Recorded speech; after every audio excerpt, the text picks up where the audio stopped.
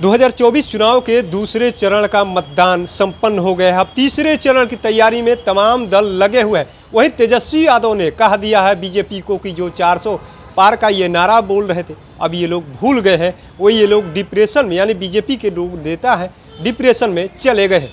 उसको लेकर के हमने आज बात किया है रामकृपाल यादव जो पाटलिपुत्रा के सांसद हैं। वहीं उनकी लड़ाई जो है, यानी राजद सुप्रीम लालू प्रसाद यादव की बेटी मीसा भारती से दिलचस्प लड़ाई भी कहा जा रहा है कि देखने को मिले। उसको लेकर के पहले सुनिए रामकृपाल यादव ने तेजस्वी यादव के बयान पर क्या कुछ कहा है।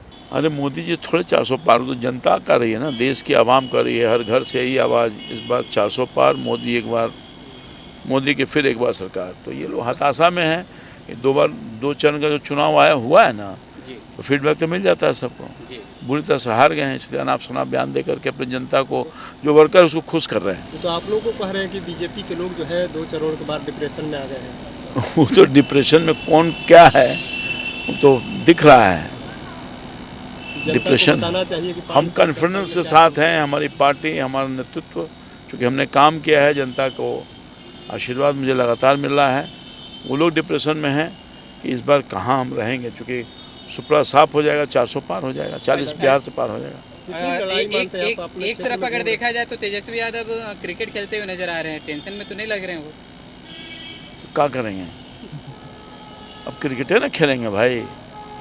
जनता तो रिजेक्ट कर दिया, पता चल गया, तो क्रिकेट खेल के अपना समय गुजार रहे हैं। चलिए, आप क्षेत्र में लगातार घूम रहे हैं, कितनी लड़ाई आप मान रहे हैं? कुछ नहीं लड़ाई है, हमने काम किया है 5 साल, बहुत सारा काम किया है, जनता के बीच में रहे, उनके सुख दुख के साथ ही रहे हैं। कोई 5 साल में एक बार आता है, हम रोज रहते हैं, तो फ़र्क है ना भाई।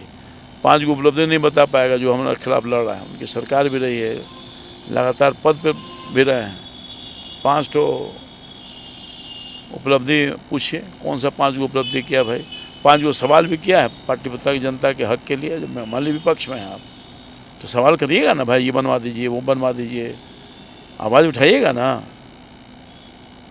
तो जयकार का रिकॉर्ड मांग के देखिए ना, क्या क्वेश्चन किए हैं, क्या वो पार्लियामेंट में कई बार बोले हैं पाटलिपुत्रा जनता के हक के लिए या बिहार की जनता के लिए।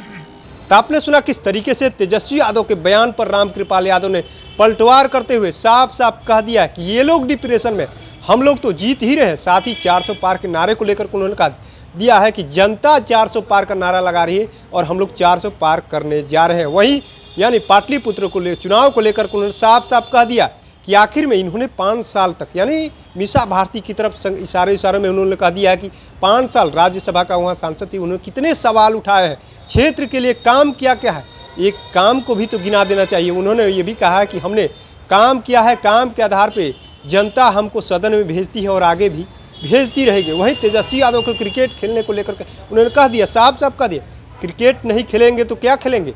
अब वो तो थक गए हैं, एक तरीके से उन्होंने साफ साफ दिया कि वो लोग डिप्रेशन में चले गए, इसलिए वो क्रिकेट खेल रहे हैं। देखना दिलचस्प होगा कि एक तरफ जहां तेजस्वी यादव लगातार बोल रहे हैं कि 400 पार ये लोग भूल गए हैं, वहीं बीजेपी के नेता ने साफ साफ कह दिया कि हम लोग को जनता 400 पार कराने जा रही है और पाटलिपुत्र में हमको अपार जन समर्थन जनता का मिल रहा है। काम के बदौलत इन्होंने कुछ काम नहीं किया है।